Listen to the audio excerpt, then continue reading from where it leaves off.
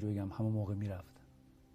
این که من توی این دنیام فقط بار گناهام داره زیادتر میشه. من الان که الانه 18 سال هنوز سوار اتوبوس نشدم. اون ترس رو دارم، خب توی دنیای مادی دارم زندگی میکنم، خیلی طبیعیه، ولی یه آگاهی نسبت به اونور دارم، آگاهی که تجربهش کردم و خیلی هم دوستش دارم. شایدم برای عده محدودی تعریفشون کردم، ولی دلم میخواد که برم زودتر اونور، اما این دلیل نمیشه که دست از تلاشم بردارم تو این دنیا و برم اونور. از مرگ میترسم، چرا نگم از اینکه سوار اتوبوس بشم. میگم مرگ نه، مرگ هر موقعش که بگه دیگه حقه، دیگه باید بریم. اما که دوباره سوار اتوبوس بشم، اینا رو چرا ترس ازش دارم. در ضمیر ناخودآگاه هم یه فوبیا نسبتش پیدا کردم، یه ترس درونی دارم که این سر صدا اینا هنوز توی ذهنم هست. ولی خب تجربه خوبی بوده برای من. شاید بعضیا بگن داره شعار میده، میگه مرگ دیگه، تجربه مرگ تجربه خوبی داشت، ولی سازنده است. برای من سازنده بوده. و حالا نمیدونم، شاید خیلیا که میبینن الان این برنامه رو قبول نکنن از من، یا بعداً تبعات بعدی برای من داشته باشه، ولی خب یه واقعیتی بود که اتفاق افتاده و من برای خیلی تعریفش نکردم.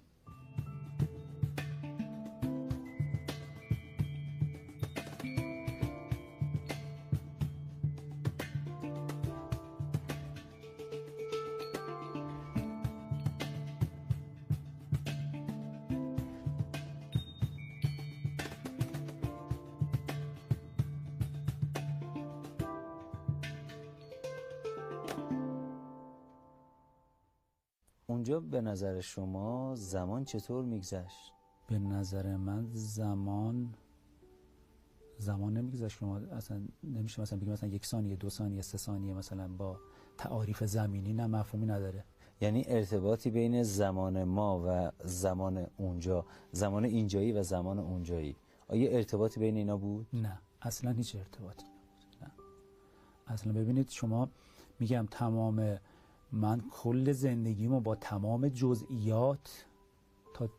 جزئیات دیدم، اما همه اینها شاید 8 دقیقه 10 دقیقه به زمان زمینی اتفاق افتاده بودش، اما من همین رو دارم. اگه اینا بخوایم مثلا بشینیم بگیم باید چیزی در حدود 23 سال میگذشت، اما در اونجا در 8 دقیقه همه اینها رو من درک کرده بودم. شما اون 23 سال زندگی که مرور کردید چیزی از قلم افتاد؟ یعنی از اون 23 سال شد چیزی رو نبینید یا کامل دیدین همش رو؟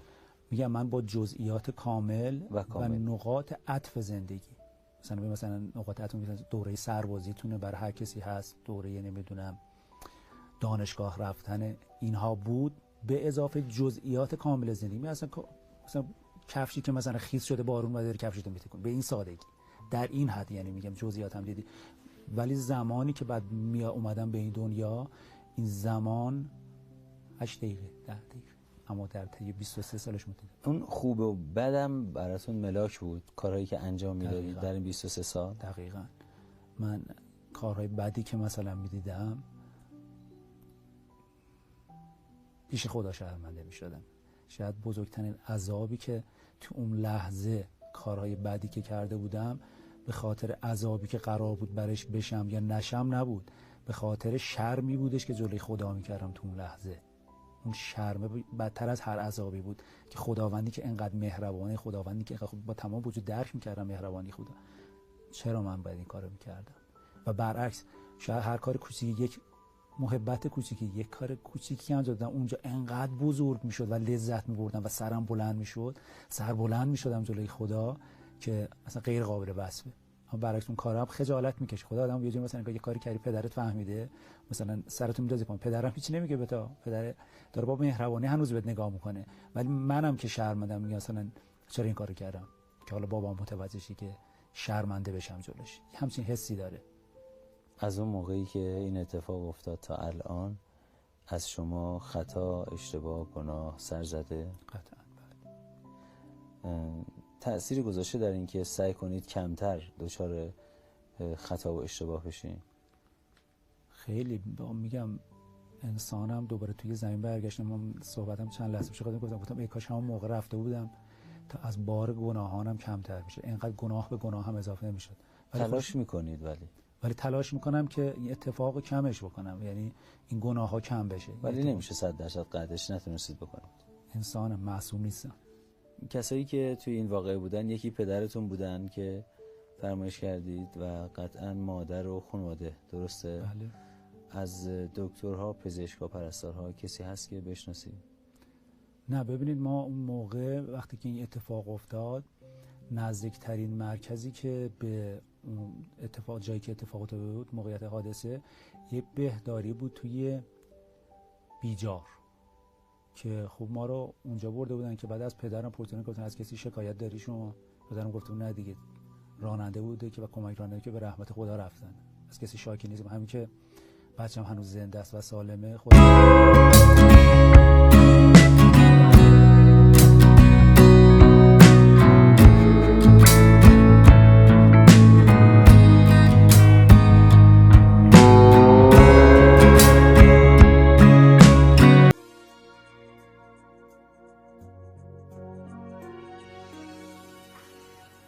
Hello, Mr. Professor.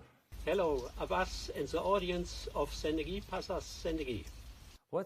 تعریف علمی شما از تجربه نزدیک به مرگ چی هست؟ دو تعریف مختلف برای تجربه نزدیک به مرگ وجود داره. در مفهوم عمومی به معنای تجربیاتی است که افراد هنگامی کسب می‌کنند که امکان وقوع مرگشون بالا باشه. در این مفهوم میشه به تمام انواع تجاربی که در اون احتمال وقوع مرگ بالاست تجربه نزدیک به مرگ یا همون NDE گفت. برای مثال همه تجربیات افرادی که دچار کما میشن از این قبیله و میشه تمام تجربه های افرادی که در شرایط دشوار کما هستند رو تجربه نزدیک به مرگ یا NDE گفت. اما در تعریف دوم NDE یا تجربه نزدیک به مرگ به تجربیاتی گفته میشه که از ویژگی ها و الگوهای معینی پیروی میکنند. بنیانگذار پژوهش‌ها و تحقیقات این دسته از تجربیات نزدیک به مرگ آقای ریموند مودی هستند.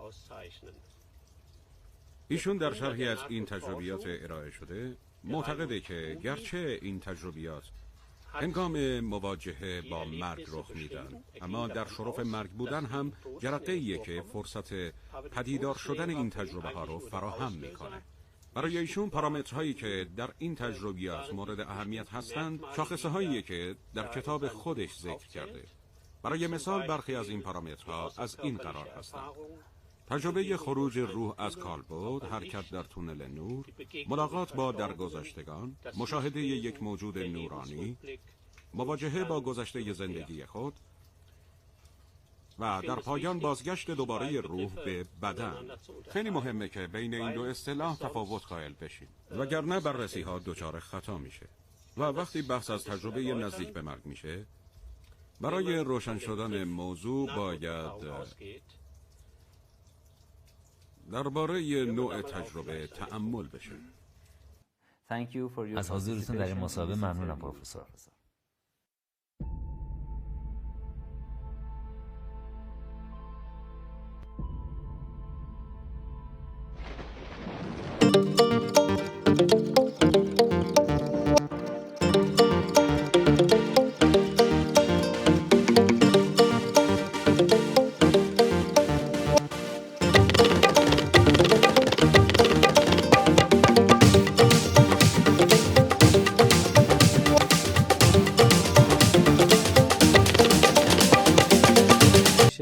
چهار گزینه‌ای داریم. ما در پایان هر برنامه میپرسیم از مهمان عزیز برنامه و اون این که بین خواب، خیال، اینجا یعنی این بیداری که عالمی که هستیم و تصورمون این هست که بیداریم به هر حال، و اونجا اون حالتی که شما از بدن خارج شده بودید، اینجا رو میگیم اینجا، اونجا که از بدن خارج شده بودید میگیم اونجا.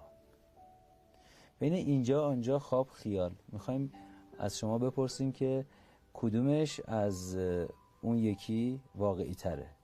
به ترتیب واقعی تر شدن میخوایم این گوی ها رو بچینیم و روی هر کدوم یه اسم بذاریم. واقعیت بیرونیش یا واقعیت ذاتیش متوجه نمیشم یعنی چی واقعی. ببینید توی خواب شما فرض کنید که یک اسب سفید میبینید.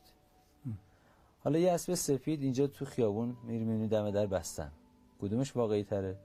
اسبی که تو بیداریه دیگه. اسبی که توی بیداریه. خب حالا میخوایم ببینیم که خیال و اسب خیالی، اسبی که تو خواب میبینیم، اسبی که تو بیداری میبینیم، به ترتیب اولویت اینا کدوم واقعی تره؟ بله، اینو از این جهت میپرسم. بعضی ها هستن که میگن این چیزی که ایشون دیده یا بقیه تجربه گران این خواب بوده یا وهم بوده یا خیال بوده، معلوم نیست چقدر واقعیت داره. بعضی میگن هزیون داره میگه. هزیون داره میگه، آره، قضاوت میکنن. میخوام شما با توجه به تجربه خودتون، فارغ از این که مردم چی بگن، با توجه به تجربه خودتون بفرمایید که خواب، خیال و اونجا و اینجا رو به ترتیبی که فکر میکنید واقعی تر و واقعی تر میشن روی این پله ها برای ما بچینید.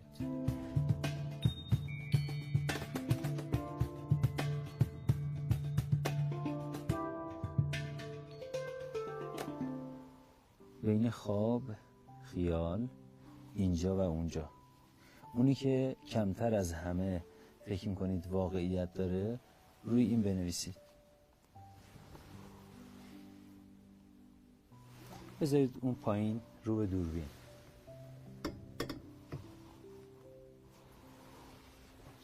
و اونی که یکم واقعی تره؟ خیال. خیال؟ خیال. پس شما معتقدید که خیال از خواب واقعی تره؟ تصور ذهنی روزمره ماست دیگه، اتفاقای روزمره رو برام تداعی میکنه، واقعی تر از خوابه. و اونی که از خواب واقعی تره؟ قطعاً بیداری. اینجا هست.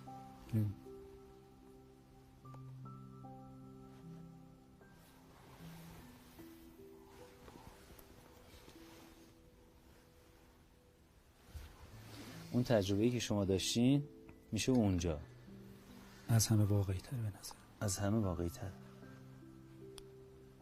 شما با تمام جزئیات درکش میکنید. اینجا محدودیت زمان و مکان داریم، اونجا هیچ کدوم اینا نداریم. پس شما معتقدید که از اون چی که در اینجا داریم تجربه میکنیم اونجا حتی اینجا من شما رو الان دارم توی 3 بعد، حالا بگیم 3 بعدی میبینم حالا تو شما رو، اونجا نه، من از تمام زوایا، حتی درون شما، حتی چی در فکر شما میگذره، حتی آینده شما، حتی گذشته شما، من همه رو دارم میبینم و خیلی واقعی تر از اینی که اینجا نشستم. شاید این حرف یه حرف هزیون مانندی بیاد، ولی یه واقعیتیه که اونجا همه اینها رو ما تمام وجود درک میکنیم از بی نهایت ابعاد.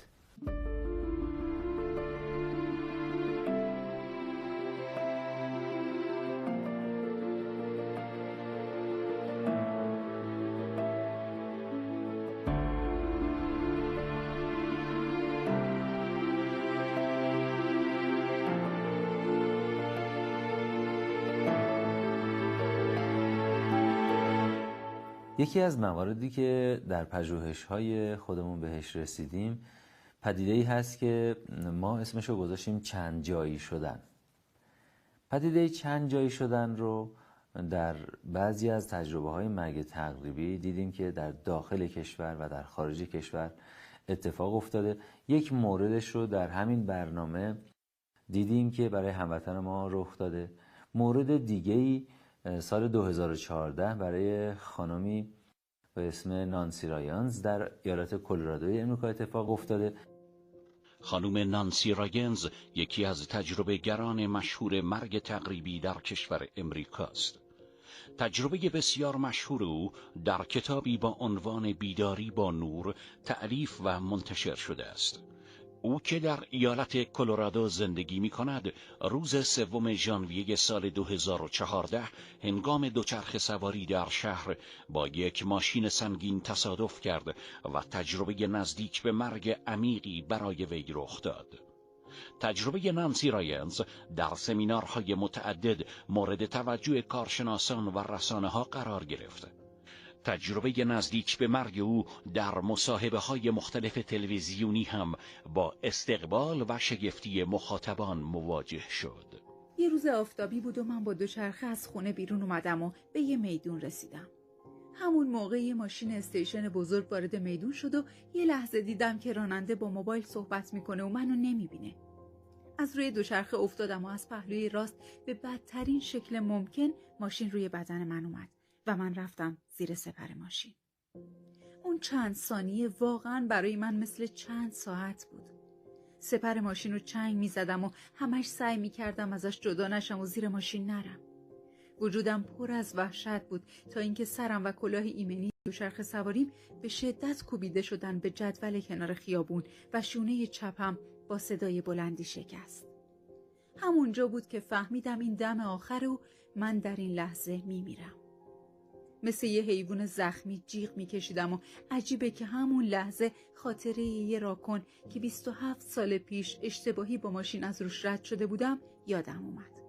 همونطور که زیر ماشین کشیده میشدم شدیداً نسبت به اون راکن حس همدردی و پشیمونی داشتم. اما یهو متوجه یه اتفاق خارق العاده شدم و اون این بود که من و آگاهی یا ضمیر من در آن واحد در دو جای متفاوت قرار گرفتیم. خیلی شگفت زده شدم و البته این موضوع هنوزم برام شگفت انگیزه که یه بخش از وجود من زیر ماشین افتاده بود و داشت تلاش میکرد زنده بمونه و این بخش از من که توی بدنم بود پر بود از استرس و وحشت و تلاش برای زنده موندن. اما بخش دیگه‌ای هم از وجود من بود که کل صحنه تصادف رو از بیرون بدنم تماشا می‌کرد. این من دوم که تماشاگر ماجرا بود به طرز عجیبی نسبت به کل این اتفاقات خونسرد و آروم بود. در حالی که این دومی هم خود من بودم و این بخش از وجود من کمترین ترس و دردی نداشت. اون پر بود از آرامش و شخصیت مهربون و فهمیده‌ای داشت و با اینکه میدونست این تصادف دلخراشه ولی آگاه بود که این اتفاق قرار بوده درست همینطور و در همین لحظه رخ بده.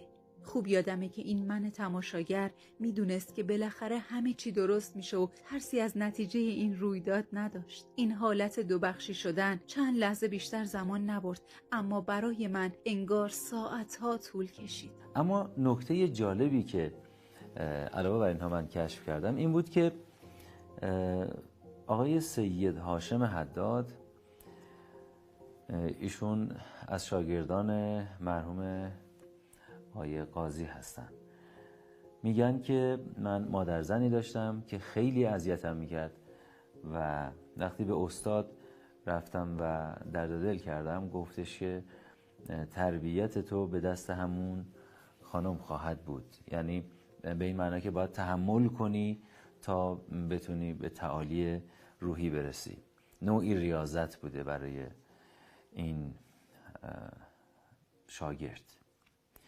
خب یک شب میگه وارد منزل میشم و مادرزنم شروع کرد به سب و شتم و دشنام دادن به شکلی که همسایه ها میشنیدن و اونقدر این ادامه پیدا کرد که من دیگه به هم خیلی فشار اومد و روی پشت بوم بودن، پشت بوم منزل تابستان خواب بودن. میگه از اون پله اومدم پایین، از پله های بام پایین میاد و میره توی کوچه ها که از این فضا دور بشه.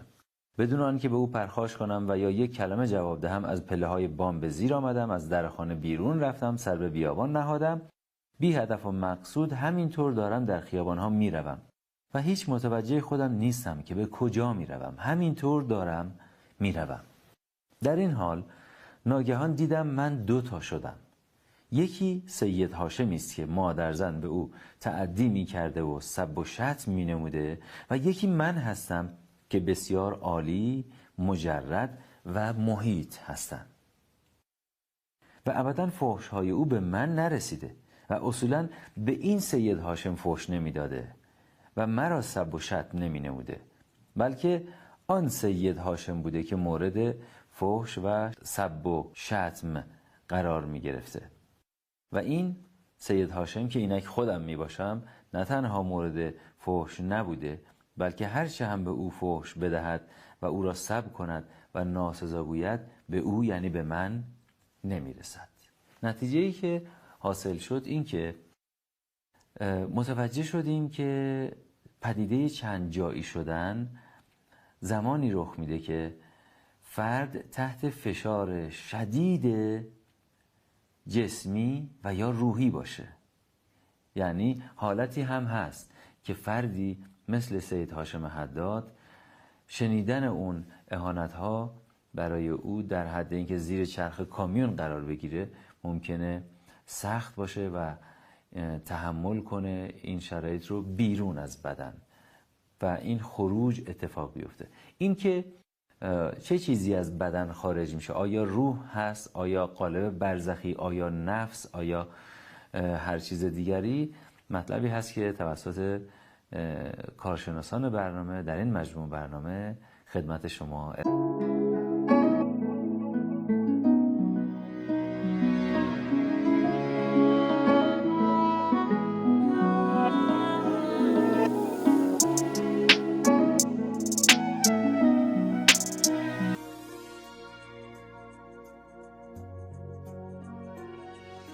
اینطور که متوجه شدم بدن برزخی ما روح در هیچ مرحله از بدن برزخی فارغ نیست و همیشه باهاش همراه هست و این بدن مادی است که در مقطعی جدا میشه و یا باز برمیگرده. همینطوره. از امام صادق سوال کردن که وقتی انسان میمیره چه اتفاقی میفته؟ چه اتفاقی میفته؟ در قالبی که قالبه، در یک بدنی شبیه همین بدن که بهش میگن بدن مثالی، به همین اعتبار بهش میگن مثالی چون مثال این بدن هست. با اون بدن عرض کردم الان هم هست، منتها دستباشو این بدن گرفته، این بدن او رو محصولش کرده. از بعضی جهات اون بدن عین همین بدنه، از لحاظ شکل و قد و قواره و حجم و نمیدونم رنگ و بو و مزه و جنسیت و در برزخ که همدیگه میبینن میگن این فلانی پسر فلانیه که در همسایگی ما زندگی میکرد، کاملا همدیگه رو اونجا میشناسن. از بعضی جهات با این بدن فرق میکنه. مهمترین فرقش اینه که اون بدن جرم نداره. همیشه ما میگیم وزن، بله، جرم، همون جرم یا ماده، جرم فیزیکی، همون جرم نداره. چون جرم نداره میتونه پرواز کنه. شاید شما در حالت رویا دیده باشید که وقتی انسان از بلندی پرت میشه پرواز میکنه میاد میشینه به زمین. کسی که اصلا شنا بلد نیست خیلی راحت تو آب شنا میکنه. اون بدن اینجوریست، جرم نداره که بخواد جذب زمین بشه و بخواد، ولذا نمیفته، پرواز میکنه در آن واحد، میتونه این همه جای دنیا باشه، اینجا باشه، اون طرف دنیا باشه. این محدودیت هایی که این بدن داره اون بدن نداره. ولی از بعضی جهات عرض کردم از بعضی از جهات خصوصیت این بدن رو داره.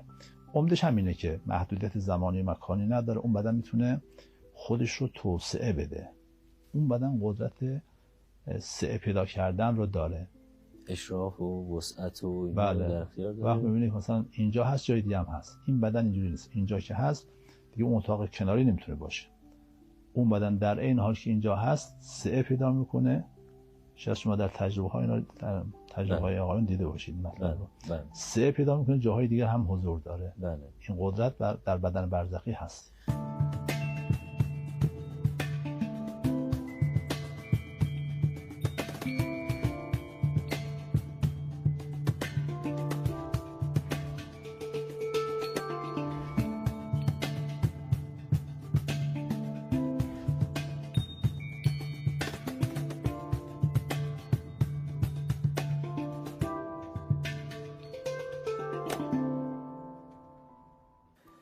خرمان روز که از این منزل ویران بروم، راحت جان طلبم و از پی جانان بروم. به هواداری او ذره صفت رقص کنان، تا لب چشمه خورشید درخشان بروم. و در پایان سلام و نور مهربانی خداوند بر شما تابنده تر از همیشه. باید برگشت به لحظه های رفته، باید رد شد از این پل شکسته، از حال بده این بی خبری، از این شبای خسته. باید برگشت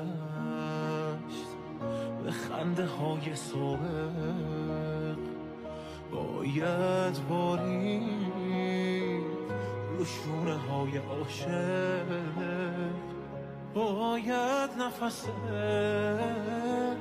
تردیدو گرفت تو آخرین دقایق.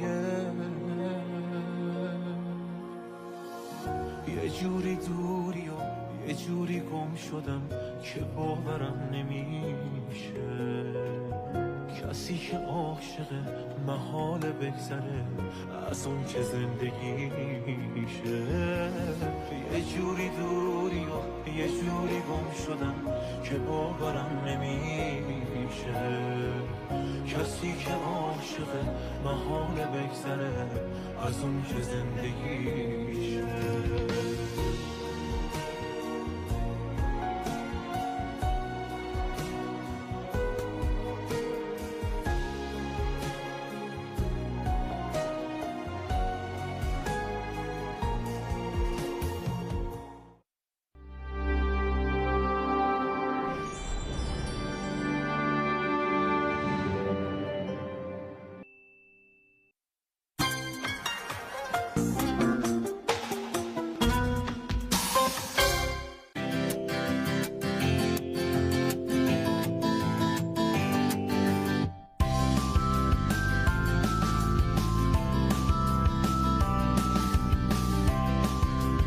دستمال کاغذی اقتصادی نانسی از مواد اولیه درجه 1 و در شرایط کاملا بهداشتی تولید شده و متناسب با هر موقعیتی می باشد. نانسی تنها یک برگ کافی است. کفش سوگند نامی آشنا برای کسانیه که به سلامتی خودشون اهمیت میدن. نیروهای با تجربه کفش سوگند با استفاده از مرغوب ترین مواد اولیه و به کارگیری ماشینالات روز دنیا محصولی رو تولید میکنن که رضایت خاطر هر نوع سلیقه‌ای رو تأمین میکنه و قابل رقابت با نمونه‌های خارجی موجود در بازاره.